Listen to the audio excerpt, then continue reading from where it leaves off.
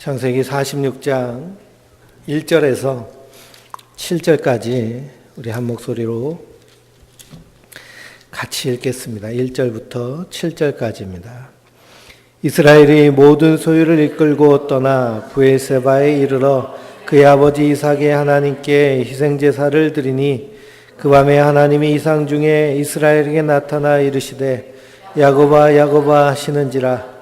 야곱이 이르되 내가 여기 있나이다 하매 하나님이 이르시되 나는 하나님이라 내 아버지 하나님이니 애굽으로 내려가기를 두려워하지 말라.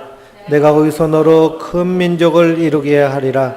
내가 너와 함께 애굽으로 내려가겠고 반드시 너를 인도하여 다시 올라올 것이며 요셉이 그의 손으로 내 눈을 감기리라 하셨더라. 야곱이 브에세바에서 떠날 때 이스라엘의 아들들이 바로가 그를 태우려고 보낸 수레에 자기들의 아버지 야곱과 자기들의 처자를 태우고 그들의 가축과 가나안 땅에서 얻은 재물을 이끌며 야곱과 그의 자손들이 다 함께 애굽으로 갔더라. 이와 같이 야곱이 그 아들들과 손자들과 딸들과 손녀들 곧 그의 모든 자손을 데리고 애굽으로 갔더라. 아멘. 할렐루야. 창세기 47장부터 50장 끝까지 말씀을 통해서 유언이라는 제목으로 함께 은혜를 나누도록 하겠습니다. 유언. 누구의 유언이냐? 야곱의 유언이죠. 오늘 말씀에 이제 요셉이 애굽에서 자신이 총리가 된 것을 자기 형제들에게 알리고 자기 가족들을 다 애굽으로 내려오라 라고 그렇게 청합니다. 그리고 아버지를 모시고 올 수 있도록 수레를 보내죠. 이 소식에 가장 기절한 사람이 누구냐? 바로 야곱입니다. 죽었던 아들이 돌아왔죠. 기절 초풍할 이야기입니다. 45장 26절을 보면 어리둥절하더니 라고 했습니다. 어리둥절하다라는 것은 정말 기절할 정도로 깜짝 놀라고 죽었던 아들이 다시 살아났다라는 그런 소리를 들은 것입니다. 요셉이 보낸 수레를 보고서 비로소 기운이 솟행하며 내가 죽기 전에 가서 보리라 하고 요셉을 보기 위해서 그 수레에 오르지요. 야곱은 요셉이 죽은 자로 알고 있었습니다. 살아있다는 소식을 듣고 애굽으로 내려가려고 브에세바에 이릅니다. 이 브에세바는 가나안의 끝지역인데요. 하나님이 이삭의 때에 이삭이 살던 곳에 가뭄이 드니까 이삭이 애굽으로 내려가려고 했습니다. 애굽으로 내려가려고 했더니 하나님이 막으시죠. 너는 내가 명한 곳에 있어라. 그런데 그럼에도 불구하고 이 이삭이요. 애굽으로 내려가다가 더 내려가지 않고 블레셋에 머뭅니다. 블레셋에 머물고 거기서 우물을 팠더니 우물에서 물이 솟아나고요. 거기서 농사를 지었더니 그의 소산이 심히 많음으로 100배의 수확을 거뒀더라 라고 말씀하고 있습니다. 그래서 이삭이 블레셋에서 100배의 수확을 거뒀으니 100배의 복을 받으라 라고 이렇게 소리를 치는데요. 그 100배의 복이 어떤 복이에요? 그 100배의 복이 쫓기는 복입니다. 아무리 100배의 축복을 받았어도 우물을 팔 때마다 누가 와서 시비를 걸어요? 블레셋 사람들이 시비를 겁니다. 우리가 사업을 하거나 무슨 농사를 져서 100배의 복을 받았는데요. 그냥 엄청나게 그냥 거뒀는데 날마다 누가 와가지고 시비를 걸면요. 그거 살 수 없죠. 살기 듭니다. 마음이 불편하죠. 이삭이 우물을 팔 때마다 블레셋 사람들이 시비를 겁니다. 그래서 밀려서 올라간 것이 어디냐? 가나안 끝자락 브에세바입니다. 그 브에세바에 아버지 아브라함이 판 우물을 파고 거기서 하나님께 제사 드릴 때 비로소 하나님이 이삭을 만나시죠. 그리고 이삭을 평안케 하십니다. 그리고 블레셋 왕 멜기세덱이 이삭에게 와서 나와 동맹하자라고 하죠. 시비 걸던 사람이 나와 동맹하자고 그럽니다. 왜 동맹하자고 그럴까요? 하나님이 너와 함께 하시는 것을 내가 봤다는 겁니다. 그러니까 네 덕을 좀 보자는 거예요. 너가 하나님과 함께 하시니 네 덕을 보자. 어디에 있을 때? 브에세바에 있을 때. 근데 요셉이 애굽으로 내려가기 전에 브엘세바에서 무엇을 할까요? 브엘세바에서 아버지 이삭이 하나님께 예배드린 것처럼 거기서 희생을 드립니다. 그때 아버지 이삭이 하나님께 드린다라고 하십니다. 그 밤에 하나님이 이상 중에 이스라엘에게 나타나시죠. 야곱아 야곱아 부르십니다. 나는 내 하나님, 내 아버지의 하나님이다. 내 아버지 이삭의 하나님이시라는 것이죠. 브엘세바 우물에서 하나님을 찾을 때 그 아버지 이삭을 기억하시고 하나님 만나시는 겁니다. 그래서 이 야곱을 부르십니다. 하나님이 나타나셔서 또 무엇이라고 말씀하시나요? 애굽으로 내려가기를 두려워하지 마라. 애굽으로 내려갈지라도 내가 너와 함께하리라. 그리고 너를 다시 가나안으로 약속의 땅으로 이끌리라. 하나님 약속하십니다. 이 약속은 어디서 받은 약속일까요? 이 약속은 자기 형 에서를 피해서 외삼촌 라반의 집으로 갈 때 그때 그 밤에 길가에서 돌베개 베고 자는 그 베델에서 하나님이 그 야곱을 만나시죠. 하늘에서 사닥다리가 쫙 내려오고 하나님의 사자가 오르락 내리락 하고 여호와는 위에 서서 이르시되 나는 여호와니 내 할아버지의 하나님 내 아버지의 하나님이라고 말씀하십니다. 그러면서 내 족속이 내 자손으로 말미암아 복을 받으리라. 모든 족속이. 그리고 내가 너와 함께 있어 내가 어디로 가든지 너를 지키며 너를 이끌어 이 땅에 돌아오게 할지니라. 내가 내게 허락한 것을 다 이루기까지 너를 떠나지 아니하리라 라고 하십니다. 그래서 하나님을 야곱의 하나님이라고 하시는데요. 그 야곱의 하나님은 어떤 하나님이시냐? 그가 어디로 가든지 함께 하시는 하나님.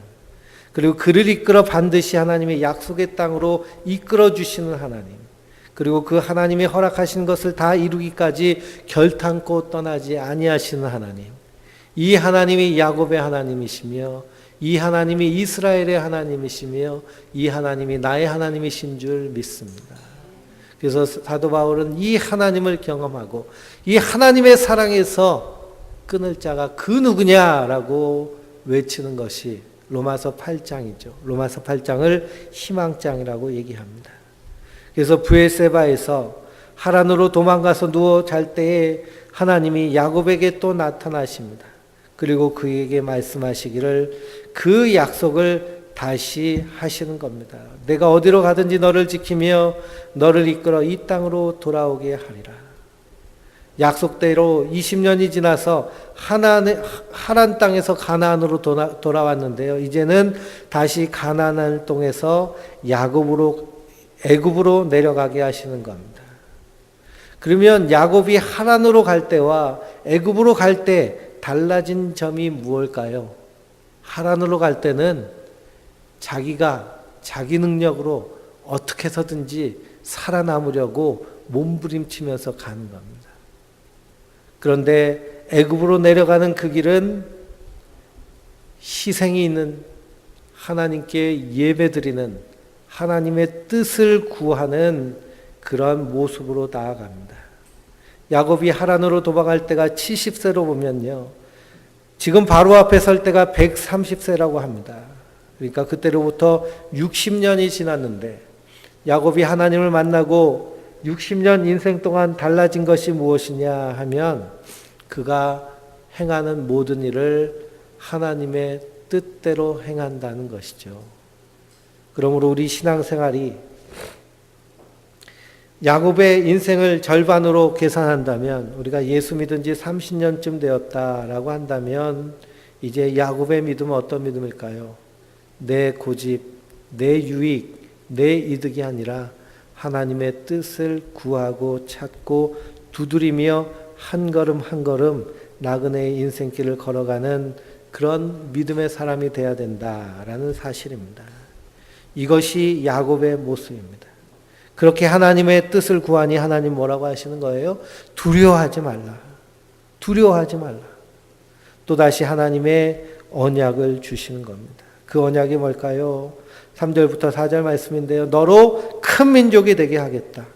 그리고 나도 너와 함께 내려가겠다. 또 너를 다시 인도하여 가나안 땅으로 이끌어 낼 것이다. 그리고 요셉이 너의 눈을 직접 감기게 할 것이다 라는 그런 약속을 주십니다. 이 언약의 약속을 받고 야곱과 그 가족이 드디어 애굽으로 내려가죠. 애굽으로 내려가는데 45장 20절 말씀해 보니까요. 뭐라고 되어 있느냐. 45장 20절을 읽어볼까요? 또 너희의 기구를 아끼지 말라. 온 애굽 땅에 좋은 것이 너희 것임이니라. 누가 한 얘기일까요?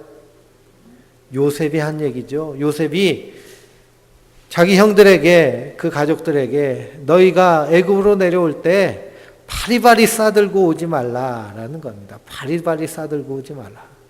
가나안의 살림살이들이 아깝다고 바리바리 싸들고 오지 말라는 거예요. 왜 그럴까요? 애굽의 모든 것이 다 너희 것이라는 겁니다. 너희 것. 요셉의 것이 이스라엘의 것이라는 것이죠. 그러니 아끼지 말고 버려두고 와라라는 겁니다. 이 관점에서 우리가 두 가지 이야기할 수 있죠. 우리가 오전 시간에 말씀을 나눴던 것처럼 나그네 인생길에서 하나님 나라를 갈 때 주님께서 뭐라 그래요? 너희 보화를 어디다 쌓아두라 그러세요? 하늘에 쌓아두라 라고 그러십니다. 땅에 쌓아두면 어떻게 되는 거예요? 예? 가져갈 수가 없는 겁니다.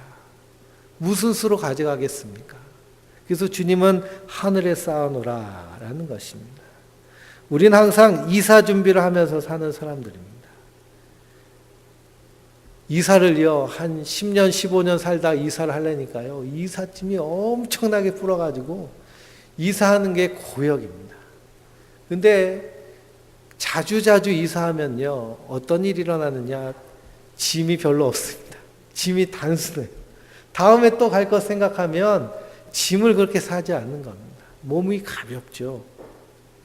근데 나그네 인생길이요, 바로 그런 가벼운 인생으로 걸어가는 것, 이것이 성도의 모습입니다. 우리가 애굽으로 가는 것이 아니라 하나님 나라로 이사할 준비를 하면서 산다면 무엇을 버려야 될까 한번 생각해 보시기 바랍니다. 요셉이 말하죠. 기구들을 아끼지 말고 그냥 오시오. 기구를 아끼지 말고 그냥 오시오. 주님께서도 뭐라고 하세요? 그냥 오라는 겁니다. 그냥 오라. 값없이 와서 젖과 꿀을 사라. 값없이 와서 뭘 마시라는 거예요? 생수를 마시라는 겁니다. 생수를. 근데 우리가 전도하다 보면 천국 가야죠. 그러면 내가 뭐 한 게 없다는 거예요. 한 게 없다. 한 게 없다. 뭘 해야 천국을 가서 할 말이 있지 않냐 그런 것인데요. 그런 사람들이 갈 천국은 없습니다. 그렇죠? 어떤 기준에서 행함으로 천국을 가겠습니까? 하나님 나라는 은혜로 주어진 줄 믿습니다. 성도는 그 은혜를 믿는 믿음으로 한 걸음 한 걸음 몸을 가볍게 하고 걸어가는 자들입니다. 그래서 생명수 강가에 생명나무 실과가 공짜입니다. 그러나 그 길을 갈 수 있는 것은 세상 것을 버리고 떠나가는 것이죠. 애굽으로 내려가는 야곱의 가족이 47절을 보면 70명입니다. 출애굽기 1장 5절과 신명기 10장 22절에도 70명으로 되어 있는데 사도행전 7장 14절 읽어보면 75명으로 되어 있습니다. 그 차이는 뭐냐? 야곱의 아내와 4명의 며느리를 포함하고 안 하고의 차이입니다. 어쨌든 70명이 내려가서 애굽에서 커다란 민족이 되어서 국가를 형성하였다라는 것은 그것은 기적과 같은 일입니다. 430년 만에 한 민족이 되었다. 70명이 내려와서. 그러면 얼마나 많이 나왔을까요? 그만큼 날 수 있는 것도 하나님의 복이고요. 고대 사회에 나았다 해도 병들어서 반은 죽는 것이 고대 사회의 모습인데 그래도 하나님이 지켜주셔서 한 민족을 이루게 하시는 겁니다. 이들이 애굽에 도착합니다. 그리고 바로를 만나죠. 야곱과 요셉이 뜨거운 상봉을 합니다. 목을 서로 맞잡고 울면서 내가 죽어도 여한이 없다라고 합니다. 죽은 줄 알았는데 살아있을 뿐만 아니라 애굽의 주인이 되어 있는 것이죠. 그래서 하나님이 요셉에게 언약하셨던 그 꿈과 환상을 완벽하게 이루어 주시는 것을 보게 됩니다. 그러므로 이런 모습들을 통해서 죽은 줄 알았던 아들을 다시 만나는 그 모습, 이것은요, 아브라함에게도 있었고 이삭에게도 있었고 야곱에게도 있은 일입니다. 하나님이 아브라함에게 뭐라고 명령하셨나요? 모리아산에서 내 아들을 번제로 바치라 라고 했습니다. 하나님이 끝내는 그를 말리셨지만 아브라함은 자기 아들 이삭을 다시 죽음에서 돌려받은 것 같은 그런 경험을 했습니다. 이삭 역시도 그 형제의 불화 때문에 야곱을 잃어버린 것과 같은 그런 아픔을 겪었습니다. 그러나 결국 그 아들을 다시 찾은 경험을 하는 것이죠. 또한 이 야곱도 마찬가지로 자기 아들 요셉을 죽은 줄 알았는데 다시 산 모습으로 만나는 것, 이걸 통해서 누구를 경험하게 하시나요? 하나님의 마음을 경험하게 하시는 겁니다. 아들을 주신, 아들을 십자가에 내어주신, 아들을 죽음 가운데 내어주신. 그러므로 이런 고난을 통해서, 고통을 통해서 하나님 아버지의 마음, 십자가의 은혜를 깨닫게 되는 줄 믿습니다. 그래서 우리 인생 가운데 때로는 이런 상실의 아픔들이 있죠. 상실의 아픔 가운데서 우리가 십자가를 기억하고 인내하며 참으면 이것이 주님께서 보시기에 십자가에 동참하는 그 은혜로 우리에게 주어주시는 줄 믿습니다. 그래서 성도는 인생에 다가오는 고난과 고통을 해석하는 그런 능력이 있는 사람들입니다. 어떻게 해석하느냐? 내가 십자가에 동참하는, 그래서 하나님 아버지의 마음을 알고 그 마음을 딛고 이 땅에서 생명 주시는 그날까지 충성되이 주의 일을 감당하면 하나님 그것을 참으로 귀하게 여기시는 줄 믿습니다. 창세기 47장 9절 보면 야곱이 바로를 만나죠. 바로를 만나서 내 나그네 길의 세월이 130년이니 내 나이가 얼마 못 되니 우리 조상 나그네 길의 연주에 미치지 못하나 험악한 세월을 보냈습니다 라고 고백을 합니다. 험악했다. 자신의 세계를 나그네의 삶이다 라고 얘기했습니다. 뿐만 아니라 2번이나 나그네 사람이라고 자기를 소개하죠. 베드로도 성도를 향해서 흩어진 나그네라고 얘기합니다. 우리는 흩어진 나그네로 이 땅을 믿음으로 사는 자인 줄 믿습니다. 야곱에게 하셨던 하나님의 약속, 내가 어디로 가든지 내가 너와 함께하며 반드시 너를 약속한 이 땅으로 불러오리라 하는 그 약속이 바로 우리에게 하신 약속인 줄 믿습니다. 그 영원한 하나님 나라를 소망하며 믿음으로 승리하는 주의 자녀들 되시기 바랍니다. 13절부터 47장 13절부터 26절까지 한 절씩 교독하면서 읽겠습니다. 47장 13절부터 26절입니다. 기근이 더욱 심하여 사방에 먹을 것이 없고 애굽 땅과 가나안 땅이 기근으로 황폐하니 요셉이 곡식을 팔아 애굽 땅과 가나안 땅에 있는 돈을 모두 거두어 들이고 그 돈을 바로의 궁으로 가져가니 애굽 땅과 가나안 땅에 돈이 떨어진지라 애굽 백성이 다 요셉에게 와서 이르되 돈이 떨어져 싸우니 우리에게 먹을 거리를 주소서 어찌 주 앞에서 죽으리이까. 요셉이 이르되 너희의 가축을 내라. 돈이 떨어졌은즉 내가 너희의 가축과 바꾸어 주리라.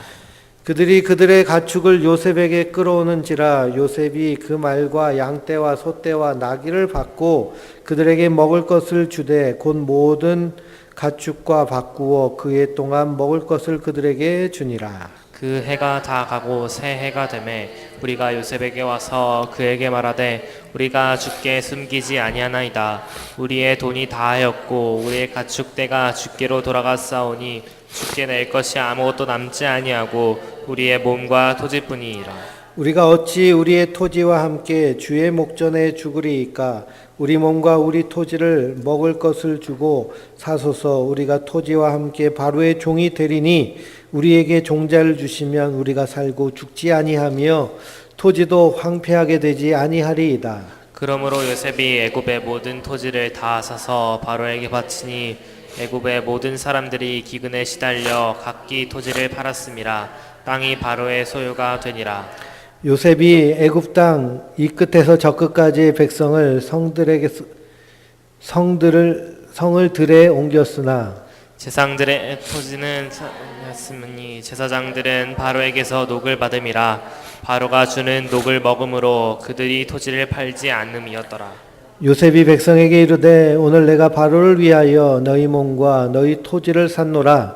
여기 종자가 있으니 너희는 그 땅에 뿌리라. 추수의 5분의 1을 바로에게 상납하고 5분의 4는 너희가 가져서 토지의 종자로도 삼고 너희의 양식으로도 삼고 너희 가족과 어린아이의 양식으로도 삼으라. 그들이 이르되 주께서 우리를 살리셨사오니 우리가 주의 은혜를 잊고 바로의 종이 되겠나이다. 요셉이 애굽 토지법을 세우매 그 5분의 1이 바로에게 상납되나 제사장의 토지는 바로의 소유가 되지 아니하여 오늘날까지 이르니라. 아멘. 7년 흉년이 들었죠. 흉년이 극심하여집니다. 극심하여져서 먹을 것이 떨어졌죠. 이 애굽 사람들 7년의 대풍년을 산 사람들입니다. 7년의 대풍년을 산 사람들 습관은 어떤 습관일까요? 마구 쓰는 습관이죠. 마구 먹는 습관이죠. 그런 습관이 든 이후에 7년의 흉년을 겪는다는 것은 그냥 평범하다가 흉년 든 거랑은 차원이 다른 겁니다. 그래서 흉년이 드니 얼마 가지 못해서 그들도 7년 흉년이 들 것이라는 것을 알고 곡식을 모았지만 그러나 7년의 풍년을 겪으면서 몸에 배인 흥청망청의 그러한 습관은 없어지지 않고 금세 곡식이 떨어지죠. 그랬더니 요셉이 사회복지를 한다고 그들에게 공짜로 나눠준 것이 아니라 어떻게 했나요? 돈을 주고 팔았습니다. 그들의 돈이 다 떨어지니까요. 나중에는 무엇을 받고 팔았나요? 토지를 받고 팔았죠. 그 토지와 가축마저 떨어져 없어져 버리니까 그 다음에 어떻게 했나요? 그들을 종으로 삼고 그리고 땅을 다 받은 후에 그들에게 먹을 것을 주고 농사를 짓게 했습니다. 그래서 애굽 사람들은 종교 제사장만 자기 땅, 자기 소유가 되고 자유한 사람이 되고 나머지 애굽 사람들은 다 뭐가 됐나요? 예, 애굽의 종이 됐습니다. 현대 사회적 기준으로 보면 요셉은 어떤 사람인가요? 독재자 중에 상독재자가 되는 것이죠. 백성들을 다 종으로 만들어 버렸기 때문입니다. 그러나 요셉이 볼 때에 이들이 종이 되지 아니하면 7년의 흉년 살아남을 수 있을까요? 없을까요? 없는 것입니다. 종이 되어야 살 수 있는 겁니다. 그들이 다 목숨을 부지하고 그 7년 흉년 동안 살아남았습니다. 이것이 하나님의 은혜입니다. 그러므로 사도 바울은 성도를 향하여서 너희가 자유하나 그 자유를 남용하지 말고 오히려 그리스도의 뭐가 되라고 말씀하고 있어요? 종이 되라 라고 말씀하고 있습니다. 우리의 나그네 인생은 7년 흉년을 사는 것과 같습니다. 우리의 힘과 능력으로는 이 흉년을 이겨낼 힘이 있을까요? 없을까요? 없는 것이죠. 악한 사단 마귀가 우리 안에 정욕이 세상이 가만두지 않는 겁니다. 그렇기 때문에 종이 되어서 그리스도의 종이 되어서 그분을 섬기며 그분이 이끄는 대로 이끌려 가는 것이 복인 것입니다. 그리할 때 하나님 나라 주의 천성에 이르게 되는 것이죠. 우리 재주로 갈 힘이 없습니다. 요셉은 그것을 알았기 때문에 그렇게 행한 것이죠. 요셉을 악하다고 할 수도 있지만 그러나 요셉 때문에 애굽 사람들은 한 명도 굶어 죽지 않고 목숨을 부지하게 된 것이며 왕권이 강력하여져서 그래서 그 더 견고한 국가를 세울 수 있고 그리고 국가가 견고하면 견고할수록 백성은 더 안전하게 사는 것이죠.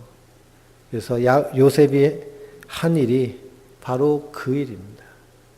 성도도 마찬가지로 이 땅에서 그리스도의 종으로서 사는 자들입니다. 우리가 예수님을 주님이라고 그러죠. 주여 삼창 외칩니다. 주여 주여 주여. 그건 뭐예요? 예수님이 주인이신데 한번 나와보시라고 주님 내 말 좀 들어보라고. 감히 종이 그럴 수 있습니까? 그렇지 않죠. 우리는 하나님 주님의 말씀에 순종하며 따르는 자일 뿐입니다. 예수님께서 둘로스 종에 대한 그런 비유를 하셨습니다. 한 주인이 아침에 나가면서 종에게 일을 시키죠. 너는 저기 가서 아침 일찍 부지런히 가서 저 밭에서 밭을 일구고 그리고 돌아오라. 그럼 명령합니다. 그러면 저녁 때가 돼서 주인이 돌아오면 일을 마치고 온 종은 무엇을 하나요? 부지런히 먹을 것을 준비해서 주인을 대접합니다. 주인 식사를 준비하죠. 그러면 주인은 그것을 당연히 받는 겁니다. 그렇게 했다고 종에게 살해하겠느냐라는 것이죠.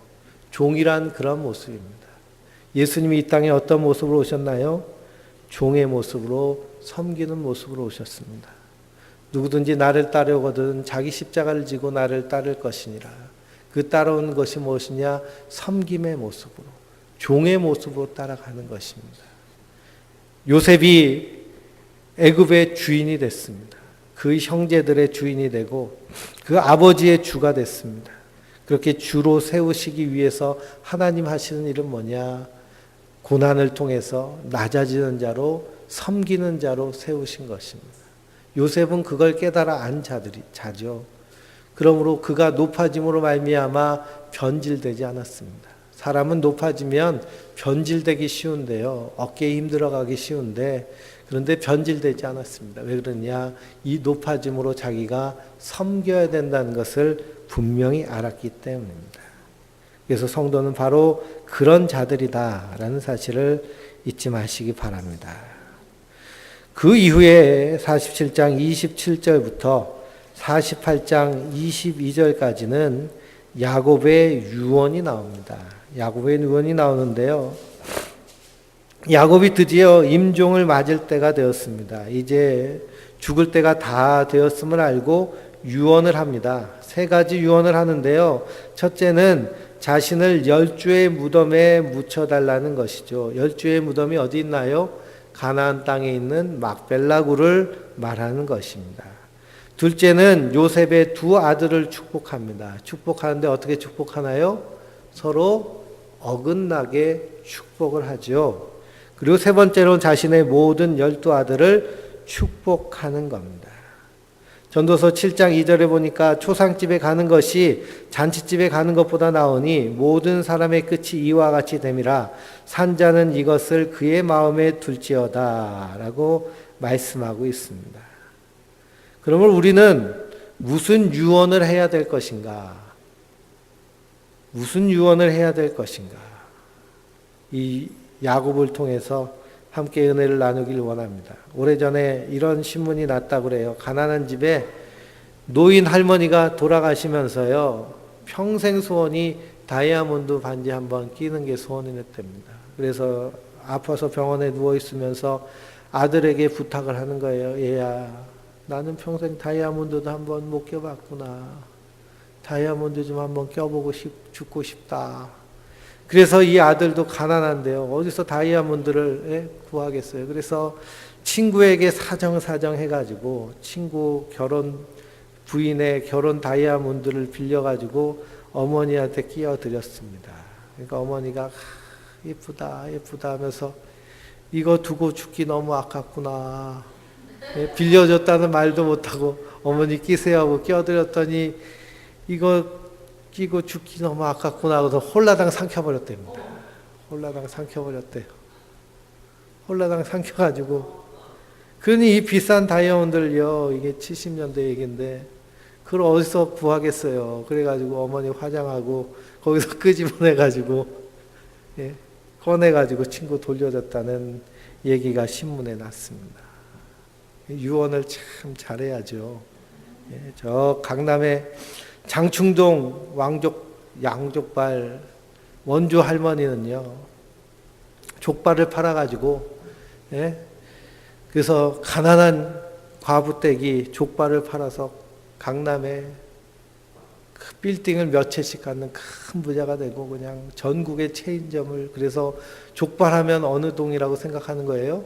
장충동이라고 생각하는 겁니다. 왜 장충동이 족발집이 유명할까? 그 할머니 때문에 그런데요. 그 할머니가 이제 돌아가실 때가 됐어요. 돌아가실 때가 돼서 임종을 맞이하는데 엄청난 부자가 됐죠. 준재벌이 돼가지고 가족들이 다 둘러 모인 가운데서 아들의 손을 콕 붙잡고 이 할머니가 유언을 합니다. 뭐라고 유언했느냐? 아들아, 얘들아, 고기는 얇게 썰어야 된다 하고 유언을 하고 돌아가셨습니다. 고기를 얇게 썰어야 고기가 많아 보여서 많이 팔린다는 거죠. 고기를 얇게 썰면, 족발은 고기를 얇게 썰어야 된답니다. 그러니 임종을 맞으면서도 자기의 죽음 앞에서 자기의 본 모습이 드러나는 것이죠. 이 야곱은 요셉에게 맹약하기를 원합니다. 그래서 130세 애굽으로 내려와서 17년을 지내죠. 17년을 살았으니 애굽의 그런 호화로운 삶에 어느 정도 익숙해졌을 겁니다. 17년을 사니까요. 왕궁의 삶.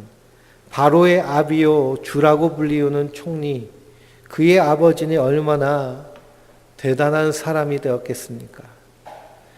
이러한 부귀영화를 누리는데 마지막 임종의 순간에 그 아들 요셉에게 맹약을 시키죠. 맹세를 합니다. 손을 환도뼈 아래에 넣고서 맹세를 하게 합니다. 이것은 이 고대 남성들이 맹세를 하는데요.